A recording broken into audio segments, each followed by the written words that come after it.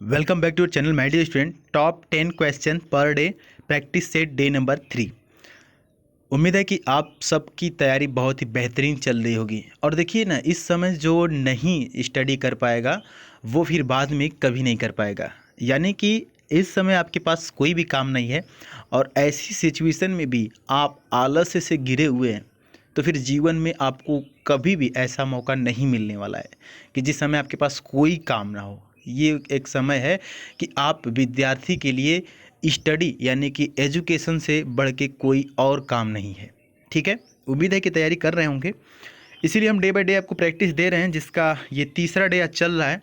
यहाँ पे पहला क्वेश्चन आपके सामने है, इसमें आपके हिसाब से कौन सा ऑप्शन सही होना चाहिए। ऑप्शंस आपके सामने हैं और क्वेश्चन भी, चलिए देखते हैं। कह रहा है कि डैश के बाद and my younger brother went to the movies all by ourselves.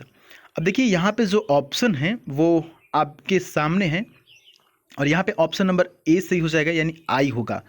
अब आई क्यों हुआ, ये जो सेंटेंस दिख रहा है ना, इसको पूरा देखने के बाद ये समझ में आ रहा है साफ साफ कि जो भी सब्जेक्ट होगा वो सब्जेक्टिव केस में होगा। तो आई जो है कि यहाँ पे सब्जेक्टिव, यानी आई एंड माई यंगर ब्रदर। और जो माइन है ये पॉसेसिव केस में है और जो माई सेल्फ है ये रिफ्लेक्सिव केस में है। तो ये दोनों नहीं होगा, आई होगा। ठीक है, बहुत ही ईजी है। अच्छा, अगला जो है वो ये है कि I never go shopping on weekends as on those days the malls are. अब यहाँ पे डैश है, फुल ऑफ पीपल। यहाँ पे फुल ऑफ पीपल हो जाएगा, ऑप्शन ए सही होगा। अब देखिए सर, ऑप्शन सी क्यों नहीं सही हुआ, बी क्यों नहीं सही हुआ और डी क्यों नहीं सही हुआ। देखिए जो सी है ना, ये इसलिए सही नहीं हुआ कि क्राउड का मतलब होता है लोगों से भरा हुआ। क्राउड का मतलब क्या होता है, लोगों से भरा हुआ। तो ऑलरेडी जब पीपल शब्द का यहाँ पे प्रयोग किया गया है तो इसका मतलब है कि पीपल का मतलब होता है लोग, तो ये डबल हो जाएगा ना। तो पीपल से यानी कि फुल ऑफ पीपल यानी कि लोगों से भरा हुआ। उम्मीद है कि आपको समझ में आया होगा। अगले क्वेश्चन की तरफ बढ़ लेते हैं। अगला जो क्वेश्चन है आपके सामने है, फाइंड द एरर। बहुत ही इंपॉर्टेंट क्वेश्चन है। The landlord could not tell which of this servant broke the glass. बहुत ही इंपॉर्टेंट क्वेश्चन है। देखिए कौन सा यहाँ पे पार्ट गलत हो सकता है। यदि आप सोच रहे हैं पार्ट नंबर बी के बारे में तो बिल्कुल सही सोच रहे हैं, चूंकि विच ऑफ के बाद, यदि आपके पास पेन होगा तो इसको लिख लीजिएगा कि विच ऑफ के बाद हम प्लूरल फॉर्म का प्रयोग करते हैं, जबकि यहाँ पे आप देख सकते हैं जो सर्वेंट लिखा हुआ है वो सिंगुलर में लिखा हुआ है, which of servants broke the glass. ठीक है, अगले क्वेश्चन की तरफ बढ़ लेते हैं। The officer asked the recruit, बिल्कुल सही है यहाँ तक। आगे देखते हैं, which district he came from. बहुत ही सिंपल है और इस क्वेश्चन में कोई भी गलती नहीं है, यहाँ पे नो एरर हो जाएगा। ठीक है, ऑप्शन नंबर डी। देखिए हर क्वेश्चन को देखने के बाद 100% ये नहीं है कि ये गलत ही होगा।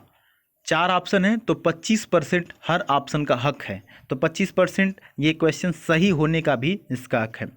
अगला जो क्वेश्चन है, the road from my house to temple is full of. Important question है ये। पैथोल्स, अब देखिए पैथोल्स का मतलब होता है गड्ढा, इसको याद रखेंगे, बहुत इंपॉर्टेंट वर्ड है। अब यहाँ पे किस पार्ट में एरर है, यहाँ पर पार्ट नंबर सी में एरर है। क्यों एरर है, देखिए बात कर रहा है the road from my house to temple. अब टेम्पल जो एक निश्चित चीज़ है, डेफिनेट है। मैंने बताया कि जब भी कोई पर्टिकुलर चीज़ या कोई डेफिनेट चीज़ की बात हो तो आर्टिकल द का प्रयोग किया जाता है। तो my house to the temple हो जाएगा, यहाँ पर द आएगा टेम्पल के पहले। ठीक है, उम्मीद है कि समझ में आ गया होगा, छोटा सा एरर था यहाँ पर। अगला क्वेश्चन है, डायरेक्ट इनडायरेक्ट यानी नरेशन से, Vicky said comma noted comma I clean my teeth daily. Option आपके सामने है, यहाँ पर ऑप्शन नंबर सी से हो जाएगा, Vicky said that he cleared his teeth daily. चलिए अगला क्वेश्चन जो है कि आपके सामने है, इडियम्स फ्रेज, बहुत ही इंपॉर्टेंट है। कह रहा है कि actions speak louder than words. बहुत ही ईजी है, ऑप्शन आपके सामने है। देखिए कौन सा ऑप्शन सही हो सकता है, 1 2 3 4। जी हाँ, 4 नंबर यहाँ पर सही हो जाएगा। What someone does mean more than what they say they will do, बहुत ही इंपॉर्टेंट वर्ड है। इसको आप कम से कम 5 बार बोल के याद रखेंगे और इसको आप दैनिक जीवन में प्रयोग भी कर सकते हैं कि action speak louder than word. कहने का मतलब ये है कि जो एक्शन होता है, जो आप काम करते हैं, वो उससे ज़्यादा मायने रखता है जो आप बोलते हैं। बहुत से लोग होते हैं जो बहुत बोलते हैं, आपने सुना होगा कि जो बादल गरजते हैं वो बरसते नहीं हैं। तो यहाँ पर कुछ इसी तरह से है कि करनी बड़ी होती है कथनी से, कुछ इस प्रकार से अर्थ आप समझ पा रहे होंगे। तो इसको ज़रूर याद रखिएगा, भूलिएगा मत। Actions speaks louder than words.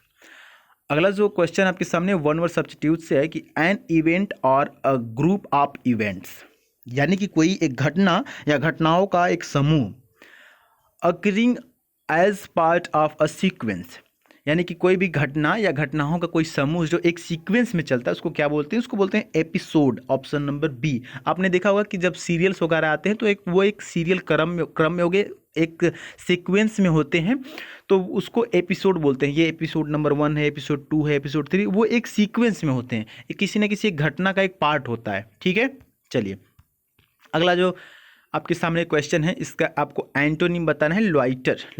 बहुत ही इंपॉर्टेंट वर्ड है। लॉइटर का मतलब होता है कि देर करना, ठीक है, और इसका उल्टा हो जाएगा हैसन। यहाँ पे टी साइलेंट होता है। हैसन का मतलब होता है जल्दी करना। और 10वां नंबर का जो क्वेश्चन है वो आपके सामने है, कल्पेबल। कल्पेबल का मतलब होता है कि जिस पर दोष लगाया गया हो, यानी कि जिस पे ब्लेम लगाया गया हो। तो इसका उल्टा क्या हो जाएगा यहाँ पे आपको बताना है, एंटोनिम। जी हाँ, ब्लेमलेस हो जाएगा, यानी कि ब्लेमलेस जो इसका ठीक उल्टा होता है। उम्मीद है कि आपको ये समझ में आया होगा। आज के लिए 10 क्वेश्चन आप जरूर कमेंट करके बताइएगा कि आपके कितने क्वेश्चन सही हुए। और यदि आप हमसे जुड़ना चाहते हैं तो इंस्टाग्राम पे द सुधीर पांडे सर्च करके जुड़ सकते हैं। और एक बात डियर स्टूडेंट, देखिए इस समय मैं आपसे बार बार रिक्वेस्ट कर रहा हूँ कि आप पढ़ाई करिए। हमें ज़्यादा की ज़रूरत नहीं है, लेकिन जितने स्टूडेंट यहाँ पे हमसे जुड़े हुए हैं और जितने अभी इस आवाज़ को सुन रहे हैं, इस वीडियो को देख रहे हैं, उनसे ये रिक्वेस्ट है कि उनमें से हमें मैक्सिमम रिजल्ट चाहिए इस बार। और जो भी बच्चा सेलेक्ट होगा उसका इंटरव्यू हमारे इसी चैनल पे आएगा और बहुत ही हमें खुशी होगी ये जानकर कि आपका सिलेक्शन हो गया है। तो आपके लिए हम लगे हुए हैं, अपनी राय कमेंट बॉक्स में दीजिए और तैयारी करते रहिए। चलिए मिलते हैं नेक्स्ट वीडियो में, तब तक के लिए जय हिंद, वंदे मातरम।